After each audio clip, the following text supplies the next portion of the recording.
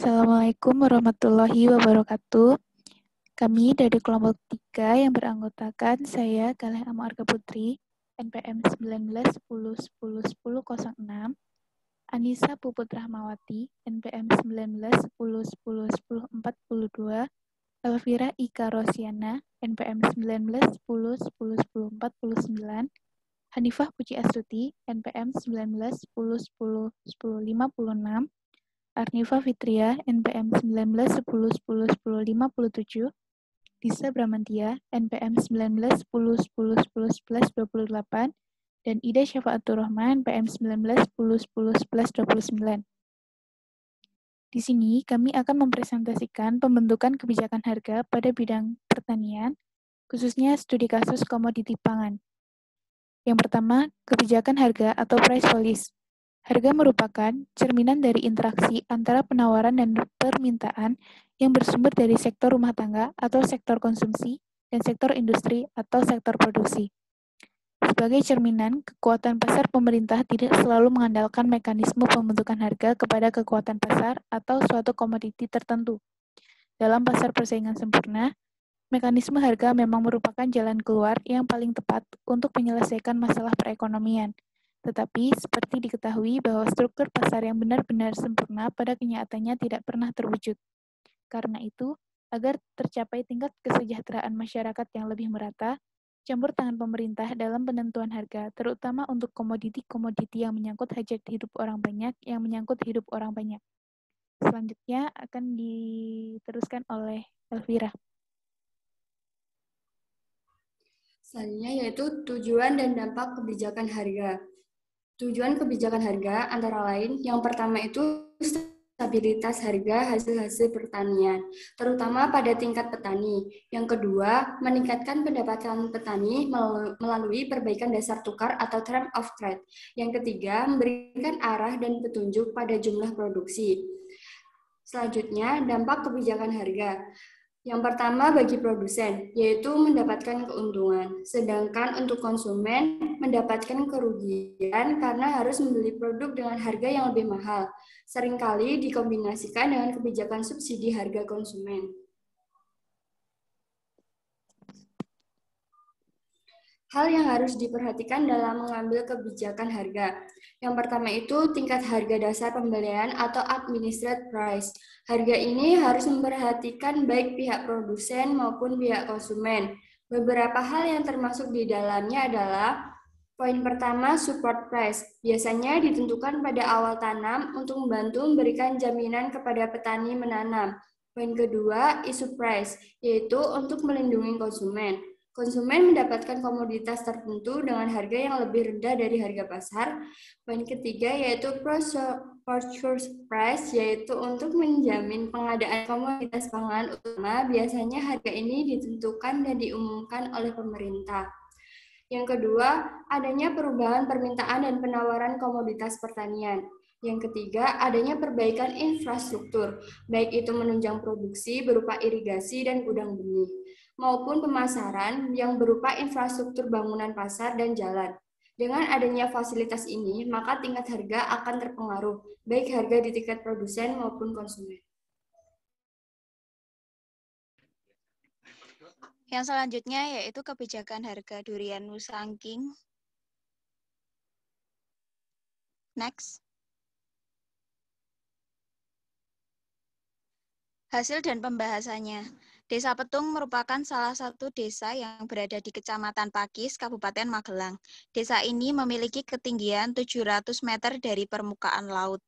Oleh karena itu, terdapat banyak perkebunan durian milik warga karena di daerah ini cuaca, iklim, serta kondisi tanahnya cocok untuk ditanami pohon durian.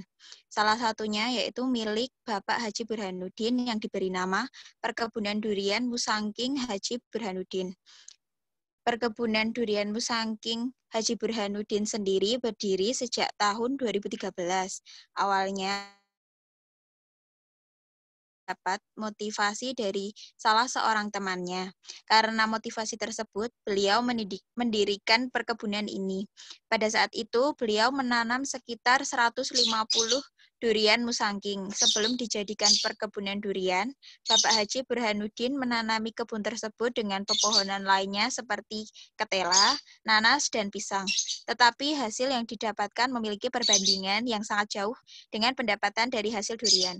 Selain ditanami durian musangking, di perkebunan ini juga terdapat beberapa pohon durian jenis montong.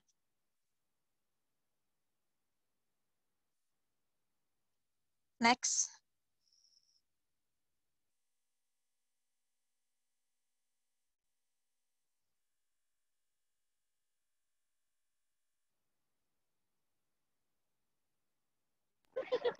Perbandingan durian musangking dan durian montong. Salah satunya dari asalnya. Durian musangking berasal dari Malaysia, sedangkan durian montong berasal dari Thailand.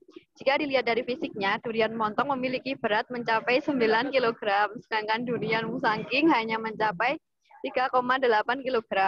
Dari segi harga pun berbeda. Dalam hal ini, harga yang diberikan oleh Bapak Haji Burhanuddin untuk jenis durian musangking per kilogramnya mencapai 150.000, sedangkan untuk durian montong itu sendiri kisaran 60.000. Tak hanya dari segi ukuran dan harga, perbedaan lain dari kedua durian ini terdapat pada segi rasa dan warna dagingnya. Warna daging buah durian musangking berwarna orange mirip kunyit. Daging buahnya tebal dan biji buahnya berbentuk pipih. Buah durian musangking memiliki rasa yang manis, legit, dan sedikit pahit. Sedangkan warna daging buah durian montong sangat tebal, serta memiliki rasa yang manis dominan. Next. Faktor musim dan cuaca juga berpengaruh terhadap hasil panen dari durian itu sendiri. Selain itu, kondisi geografis juga mempengaruhi. Durian bisa ditanam pada ketinggian 400 sampai 800 mdpl. Apabila lebih dari 800 mdpl, durian bisa saja tumbuh, tetapi tidak maksimal. Di tahun 2020, Bapak Haji Burhanuddin mengalami gagal panen karena adanya faktor cuaca dan faktor lain yang menyebabkan kurang terurusnya lahan dengan baik. Di tahun tersebut hanya ada 1-2 pohon durian saja yang berbuah. Hal itu berbanding jauh dengan hasil panen pada tahun sebelumnya, di mana pada tahun 2019 bisa lebih dari separuh jumlah pohon durian dari perkebunan itu yang berhasil berbuah. Menurut beliau, satu pohon durian bisa menghasilkan antara 30 sampai 50 durian dengan pendapatan mencapai 3 juta rupiah. Next. Durian bisa berbuah 5 tahun setelah masa tanam. Di tahun 2019, durian musangking di perkebunan ini panen 2 kali dalam 1 tahun. Panen pertama terjadi pada musim kemarau, yaitu pada bulan November-Desember, serta musim penghujan di bulan Februari-Maret. Seperti yang sudah dijelaskan sebelumnya, pada tahun 2020 terjadi gagal panen karena faktor cuaca dan kurangnya pengurusan lahan yang maksimal. Menurut pemilik perkebunan, di tahun ini panen diperkirakan akan jatuh di bulan November-Desember dan hasil panennya lebih baik dibandingkan tahun sebelumnya. Hal ini dikarenakan pada tahun 2020, pohon durian yang tidak berbuah mengeluarkan semi yang berfungsi untuk penggemukan pohon dan membuat pohon menjadi lebih sehat. Ketika sudah berbuah, satu pohon durian bisa menghasilkan 30-50 buah dan bisa memberikan keuntungan mencapai 3 juta rupiah. Jika ditotalkan dengan keseluruhan pohon, maka keuntungan yang didapat oleh Bapak Haji Burhanuddin mencapai 250 juta rupiah sekali panen. Dan jika dalam 1 tahun dapat panen 2 kali, maka keuntungan per tahunnya sebesar 500 juta rupiah.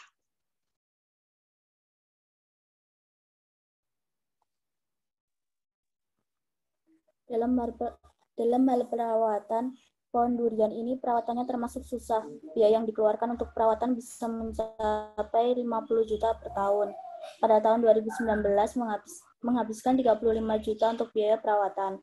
Di tahun ini bisa jadi lebih banyak biaya yang dikeluarkan karena untuk hasil panen yang lebih bagus dengan memberikan nutrisi pupuk kandang pada pohon.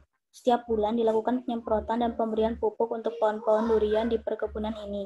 Kendala dalam perawatan terjadi ketika setelah masa panen. Ini dikarenakan setelah masa panen, pohon-pohon sangat membutuhkan perhatian dan harus dikelola dengan baik agar tetap terjaga kualitasnya untuk panen-panen selanjutnya.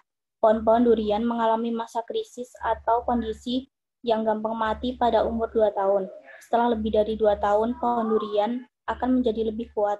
Hal ini juga merupakan salah satu kendala dalam perawatannya. Untuk perawatan kebun durian ini, Bapak Haji Burhanuddin dibantu oleh tetangganya. Next. Kemudian kebijakan harga durian Musangking.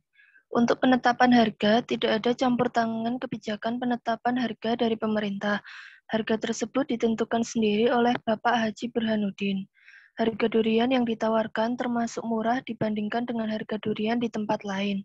Sebagai pembanding, tahun ini harga durian Musangking di Bandung dibanderol Rp380.000 per kilogram.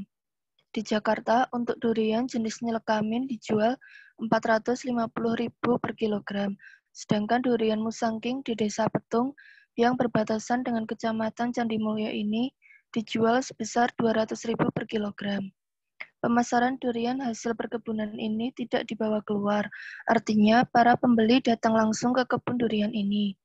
Para pembeli datang dari berbagai wilayah luar Kabupaten Magelang, seperti Bandung dan Jakarta. Karena jarak yang ditempuh lebih dekat ke Kabupaten Magelang daripada harus ke Malaysia.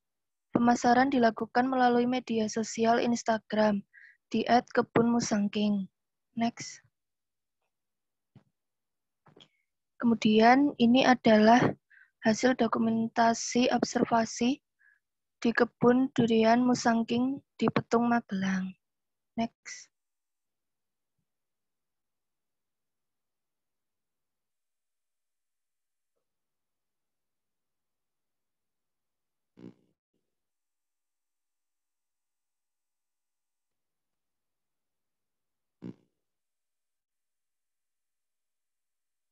Next.